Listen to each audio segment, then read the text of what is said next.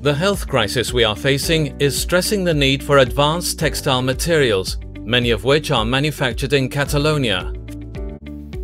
A l'inici de la crisi vam estar treballant amb l'Agència Espanyola del Medicament i EMENAC per poder-nos acreditar com a centre i entitat certificadora de roba de protecció, mascaretes, bates, etc. Tot això ja està en marxa i estem fent tant assajos propis com externs i estem certificant algunes d'aquestes prendes i peces.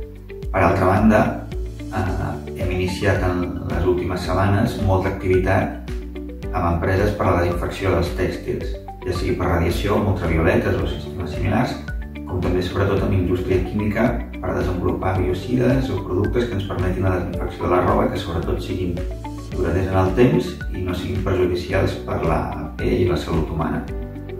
The members of AEI TèXTILS, the Catalan cluster that brings together companies and organizations working in the sector, have been able to tackle the circumstances in these difficult moments.